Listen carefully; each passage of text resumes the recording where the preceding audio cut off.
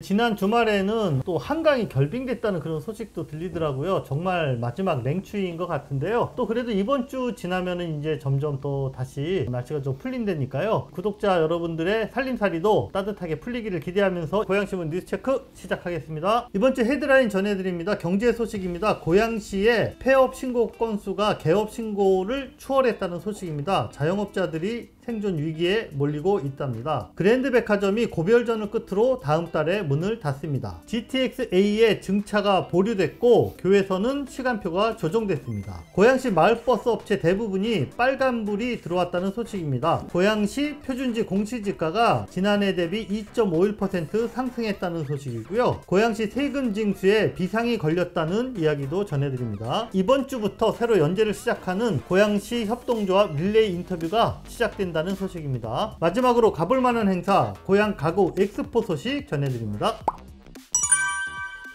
최근에 길게 이어지는 경기 침체 여파로 고양시 소상공인들도 힘들다라는 이야기가 들리는데요. 실제로 이를 뒷받침하는 통계 자료가 공개가 됐네요. 2014년 통계 작성 이후에 처음으로 고양시에서 문을 닫는 가게가 새로 이제 개업하는 그런 가게보다 많아졌다라고 합니다. 작년 상반기에 새로 문을 연 가게는 2,495곳인데요. 반면에 문을 닫는 가게는 2,570곳. 코로나 시기였던 2020년 상반기에는 문을 닫은 가게가 2,215곳이었는데 지금은 2,570곳으로 그러니까 오히려 더 코로나 시기보다 더 늘어난 그런 상황이어가지고 그야말로 이제 코로나 때보다 더 힘들다 이런 소상공인들의 말이 단순히 그냥 엄살이 아니라 실제로 지금 그렇게 나타나고 있는 것 같습니다. 특히 음식점, 그 다음에 옷가게 특히 힘들다고 그러던데 어떤가요? 작년 상반기 6개월 동안 546곳이 이제 문을 열었는데 문을 닫은 곳은 683곳, 150곳 이상 차이가 나네요. 음식점도 사실은 좀 마찬가지 상황이에요. 1107곳이 새로 열었지만 1171곳이 문을 닫았어요. 폐업하는 곳도 있지만은 그만큼 증가하는 게 항상 많아왔었는데 이 곡선이 처음으로 이제 꺾이는 게 아닌가 싶은 생각이 들고 특히나 이제 카페나 한식당, 포장마차 같은 곳들이 많이 문을 닫았다라고 나와 있습니다. 부동산 중개업 여기도 심각하다면서요? 이쪽 같은 경우는 사실은 저희가 체감은 잘 안 될지 모르겠지만은 개업 대비 폐업 비율이 무려 15.5배. 부동산 경기에 영향을 미쳐서 옛날처럼 거래가 활발하지 않으니까 고금리 정책으로 이제 부동산 시장이 또 얼어붙으면서 이 거래가 또 끊긴 상황이잖아요. 부동산 같은 경우도 요새는 또 온라인 거래도 점점 늘고 이러다 보니까 학원이나 세탁소, 뭐 PC방, 자동차 수리점 같은 그런 서비스업은 뭐 그나마 선방을 하고 있다고 나와 있네요. 세탁소나 수리점 이런 거는 이게 온라인 거래가 안 되는 이런 종목이니까 그런 영향도 좀 있지 않나 생각이 듭니다. 경기가 침체되는 이유 뭔지 좀 분석을 해주시죠. 경기도 시장상권진흥원 연구원 분께서는 코로나 때는 이제 정부가 저금리로 돈을 빌려줘서 버틸 수 있었는데 지금 이자 부담에 경기 침체까지 겹쳐서 더 힘들 수 있다 분석을 하고 있습니다. 그때도 그런 얘기가 나왔었어요. 이게 근본적인 해결책이 되지 못하고 언젠가 시한폭탄이 될 수도 있다 이런 얘기가 있는데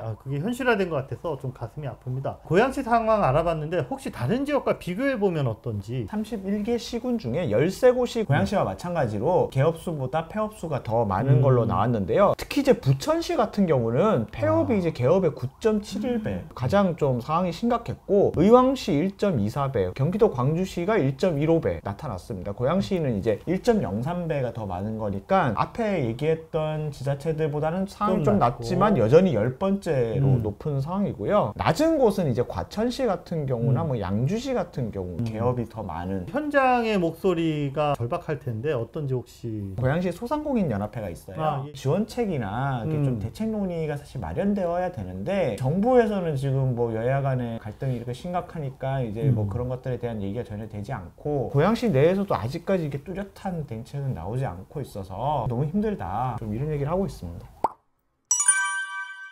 일산을 대표하는 랜드마크라고 할 수 있는 이 그랜드 백화점 일산점이 여기가 이제 문을 닫는다고 해서 좀 아쉬워하는 분도 있고 좀 그런 상황이었던 것 같더라고요. 지난 5일부터 한 달간 고별전이라는 이름으로 할인 행사하고 다음 달 10일에 폐업을 한다고 밝혔습니다. 고양시 1호 백화점이 역사 속으로 사라지게 된 셈입니다. 저는 그랜드 백화점이 29년이나 이렇게 버틴 것 자체가 정말 선전했다, 잘했다 이제 이렇게 보는 입장이고요. 고별전 첫날 엄청나게 인파가 몰렸고요. 폐관 후에는 뭐 어떻게 다 달라질 예정인지 뭐 점장님 인터뷰도 이렇게 실었으니까요. 한번 좀 보시고 거기 보면은 역시 뭐 이제 섭섭하다, 아쉽다, 또 어떤 모습으로 바뀔지 기대하겠다 이런 댓글들이 많이 달렸습니다. 패전 이유에 대해서 얘기를 하실 부분도 있을 것 같은데 맞습니다. 이 백화점이라는 게 8, 90년대에는 다양한 브랜드가 있었어요. 우리나라에. 그래서 그랜드 백화점도 강남 패션 1번지 카피를 달고 CF를 했었던 백화점 중에 하나였는데 이게 나중에는 신세계, 롯데, 현대 이렇게 대기업 중심으로 다 흡수되고 재편이 됩니다. 그랜드도 전국에 8개나 매장이 있었는데 일산점만 유일하게 마지막까지 이렇게 살아남은 거예요. 그 이유가 부녀회랑도 계속 MOU 맺고 뭐 이런 식으로 그러니까 지역 밀착이 굉장히 잘 됐다. 잘 됐던 예. 네. 그래서 야 저긴 희한하게 살아남네 외부에서도 그렇게 평가할 정도로. 그런데 뭐 아까도 말씀드렸다시피 코로나 지나고 온라인 쇼핑으로 전환되고 이러면서 이제는 좀 한계가 온 거죠. 과감하게 이제 폐업 결정을 한 걸로 이제 이렇게 판단을 합니다. 어떤 모습으로 좀 변화를 하게 되는 건지. 일단은 여기가 어떻게 바뀌냐면요, 주 그랜드 백화점이라는 데가 원래 유통업에서 출발을 한 데인데 지금은 주력 업종을 완전히 바꿨어요. 웨딩, 골프클럽, 그 다음에 뭐 피트니스, 또 뭐 호텔 이런 업종으로 지금 베뉴지라고 회사명도 바꾸고 하는데, 여기 그랜드 백화점도 폐업한 후에 인허가 절차 지나면은 올해 한 6월부터 전면 외관 내관을 싹 바꾸는 리모델링 공사를 하고, 그리고 주력 업종은 웨딩, 경기 북부에 아마 가장 큰 규모의 차별화된 웨딩홀이 들어오지 않을까. 그리고 지하에는 여기가 원래 식품이 좀 강했거든요. 그러니까 식품과 식당 중심의 대형마트, 그 다음에 뭐 피트니스라든지 몇 개의 구색 맞는 업종 이렇게 이제 들어올 것 같습니다. 그래서 지금까지 그랜드 백화점을 한 10몇 년째 운영을 해온 그 유영환 점장님이 새로운 사업을 통해서도 우리 고양시민 곁으로 다시 돌아오겠다, 기대해달라, 이런 인사를 남겼습니다.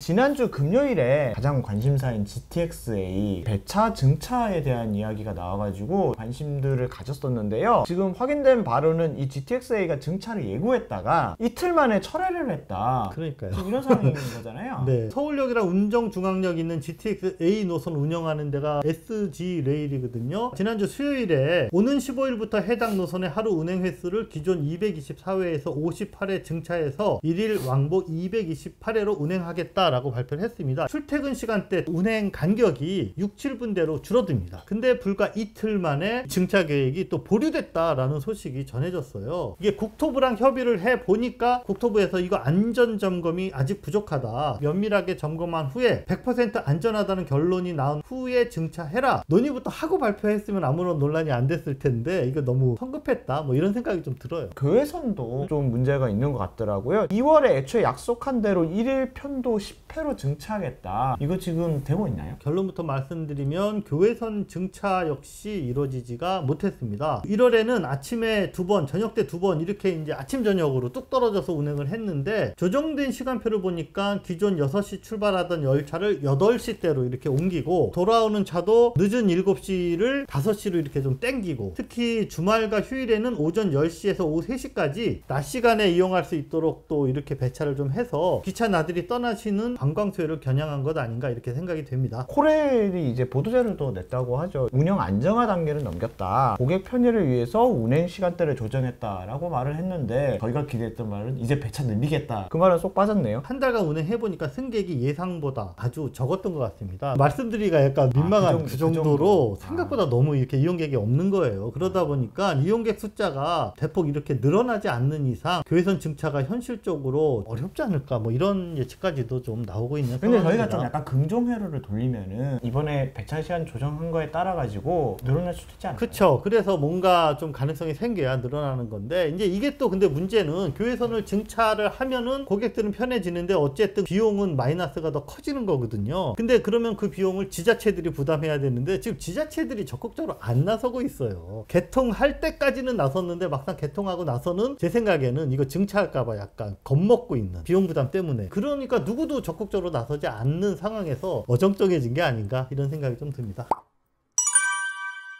고양시 마을버스 업체들이 심각한 경영난을 겪고 있다고 하는데 얼마나 심각한가요? 경영분석 연구 용역 결과를 좀 봤는데요. 작년 한 해 고양시 마을버스 18개 업체가 있는데 여기 중에 12곳이 이제 적자 운영을 하고 있는 것으로 나타났습니다. 이게 더 심각한 거는 이 업체들 중에 이미 자본 잠식 상태에 빠져 있는, 그러니까 고양시 보조금 지원 없이는 사실상 운행이 어려운 그 업체들이 2022년에 12곳이었는데 2023년에 14곳으로 지금 늘어나 있는 상황이에요. 네 곳 빼놓고는 다 사실상 자본 잠식이 빠져 있는 업체들인 거죠. 자, 이렇게 악화된 이유가 어떻게 되는 거죠? 코로나 이후로 이제 승객들이 많이 줄었었잖아요. 그런데다가 이제 최근에 유가 인상 여파까지 맞아서 이중으로 겪고 있는 것으로 보이고요. 연구 영역 경과를 보니까 매출 기준으로 영업 손실이 92억 원에 달하는 어이구, 흑자를 내는 노선이 아예 없지는 않을 거 아니에요? 75곳의 고양시 마을버스 노선이 있는데 흑자 노선은 14곳이고 적자 노선은 61곳이에요. 흑자 노선은 18억 원을 벌었는데 적자 노선은 이제 111억 원에 이제 좀 손해를 보다 보니까 영업 손실이 그만큼 나타나는 건데 사실은 좀 이런 상황이면은 차라리 고양시가 이 노선들을 회수를 해서 재조정하고 뭐 이런 것들도 좀 해볼 수 있지 않을까, 좀 그런 상황이에요. 이렇게 적자가 계속 이어지면 우리 동네 마을버스 운행 중단되는 것 아닌가 이렇게 걱정하실 분들이 많을 것 같아요. 네, 뭐 그렇게 되지는 않을 것이고 이제 근데 다만 노선 개편 논의가 예전부터 사실 있었는데 전체적으로 다 뜯어고치는 어디서부터 손을 대야 될지. 예, 중공영제 얘기도 나오는 바와 같이 그렇게 같이 좀 가야 되는 상황이어가지고 계속 미뤄왔던 과제인데, 김혜련 의원 같은 경우가 이날 심의위원회에 참석을 했었는데 마을버스 경영이 워낙 열악하다 보니까 고양시가 운전기사들이 떠나가고 있고 그러다 보니까 배차 기간이 되게 늘고 이용할 수 없을 정도로 이렇게 불편하다 보니까 이용객 수는 더 적어지고 이용객 수가 적어지다 보니까 버스 경영 상황은 더 나빠지고 악순환이 계속 반복되고 있는 거거든요. 고양시도 늦었지만 당연하게 중공영제를 도입하든지 아니면 뭐 시가 직접 관리를 하는 어떠한 방안들을 지금부터 마련을 해야 되지 않느냐, 그런 좀 논의들이 이제 나오기 시작한 것 같습니다. 올해 1월 1일 고양시 표준지 공시지가가 지난해 대비 2.51% 상승한 걸로 나타났습니다. 경기도 전체 표준지 공시지가는 2.78%가 올랐다라고 하더라고요. 그러면 이제 고양시는 이제 경기도 평균에 비해서 0.27%포인트 정도 낮게 덜 오른 셈인데, 표준지 공시지가 산출 방식이 좀 궁금하긴 하네요. 표준지 공시지가는 국토부가 이제 매년 조사를 하는 건데 8월부터 12월까지 5개월간 한국부동산원 감정평가법인의 조사, 그리고 거기다가 토지 소유자와 시군구의 의견 청취, 그리고 중앙부동산가격 공시위원회 심의, 이런 것들을 다 종합해서 확정해서 이렇게 발표를 하는 이제 그런 수치거든요. 조사의 대상이 되는 표준지, 각 지역마다 여기를 표준으로 한다라고 찍어 놓은 데가 있어요. 이게 전국에 약 50만 필지가 있습니다. 그 중에 고양시에서도 2,893개 필지가 표준지로 지금 이렇게 지정이 되어 있습니다. 각 구별로도 좀 궁금한데요. 덕양구 표준지 공시지가는 2.87% 올랐고요. 일산 동구는 2.37%, 일산 서구는 2.16% 상승한 것으로 이렇게 나타났습니다. 어디가 가장 비싼 땅인지 이것도 좀 궁금하실 텐데 사실 이거는 뭐 매년 거의 비슷해요. 그래서 주엽동 21-3번지, 여기가 어디냐면 주엽역 5번 출구, 아까 말씀하신 그 그랜드백화점 바로 옆에 신한은행 자리거든요. 가격이 950만 8천원, 고양시에서 제일 비싼 땅이고요. 덕양구에서는 화정역 2번 출구 앞 세이브존, 그 다음에 일산 동구에서는 마두역 5번 출구 앞 한가 빌딩, 고양시에서 공시지가가 가장 비싼 것으로 조사가 됐습니다. 공시지가 상승률이 다른 지자체 같은 경우 상황이 어떨까요? 경기도 평균보다 저희가 좀 낮다 그랬잖아요. 경기도의 시군구 중에서 가장 높이 오른 지자체는 그 하남시 그리고 용인시 처인구라고 하는데 두 곳 다 동일하게 3.96% 꽤 많이 올랐습니다. 그 밖에도 뭐 분당구, 성남시 수정구, 또 시흥시 등도 평균보다 높은 상승률을 기록을 했습니다. 반면에 동두천, 연천, 포천, 또 양평, 가평, 여기는 상대적으로 공시지가가 상당히 조금밖에 안 오른, 그래서 다시 정리해드리면 고양시는 경기 북부 도시들 중에서는 그나마 많이 오른 편인데 경기도 전체를 놓고 보면 평균보다 좀 적게 올랐다, 이렇게 정리해드리겠습니다.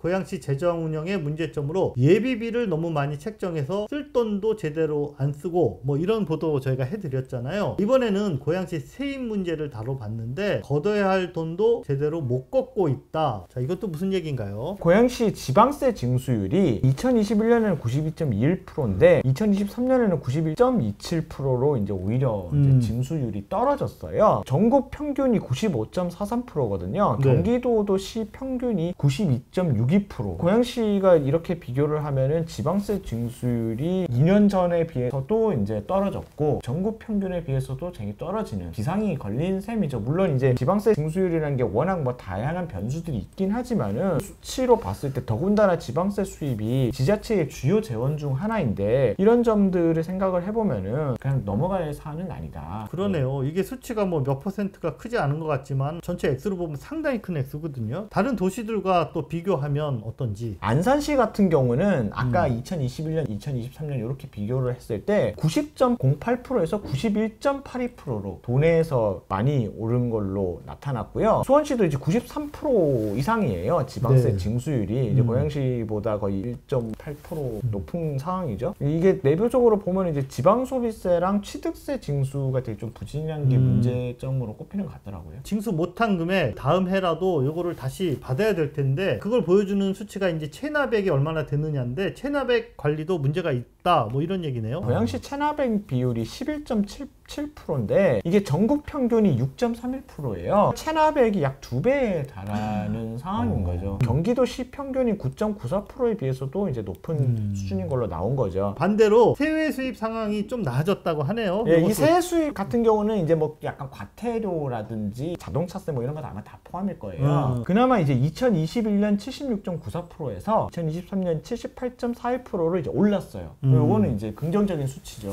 조금 네. 올랐습니다. 특히 이제 내용을 보면 개발 부담금 같은 임시적 세외 수입 징수율이 70%대에 머물고 있다고 하더라고요. 이런 부분들은 개선돼야 될 필요가 있는 것으로 이렇게 좀 보입니다. 최근에 이제 경기가 되게 어렵고 가뜩이나 많은 사회적 문제들이 있잖아요. 뭐 고양시도 이제 고령화 문제도 있고 돌봄 문제 이런 것들 많이 있는데 사회연대 경제를 통해서 풀어보자 해결하는 주체가 협동조합들이 주체로 각광을 받고 있는데 그래서 고양시에도 360곳이 등록되어 있다라고 하더라고요. 그래서 이번에 허선주 고양시 협동조합 협의회 대표이자 해범 사회적 협동조합 이사장 처음으로 이제 인터뷰를 시작을 해서 앞으로 이제 매월 한 번씩 고양시에서 활동하는 협동조합들 중에 모범 사례가 될 만한 새로운 모델. 예, 그리고 다양한 분야에 걸쳐가지고 이런 협동조합이 있다. 이런 분야도 협동조합을 할 수 있다. 이걸 좀 소개하는 코너를 마련을 했습니다. 마침 또 올해가 네. 저도 몰랐는데 유엔이 지정한 세계 협동조합의 해라고 하더라고요. 그래서 고양시가 세계 협동조합의 해를 맞아서 지금 현재까지는 가장 앞서서 올해를 잘 준비해보자. 행사나 그런 포럼 같은 것들도 좀 마련해보자. 가장 앞서서 움직인다고 하는데 인터뷰를 시작으로 고양시에서도 협동조합에 대한 관심도 많이 가지고 같이 함께 상생할 수 있는 길을 마련해 봤으면 좋을 것 같습니다. 네, 우리 독자 여러분들도 한번 요 시리즈 기사 관심 있게 읽어보시고 몰랐던 점 새로 깨닫고 또 좋은 정보도 얻어가시기를 바라겠습니다.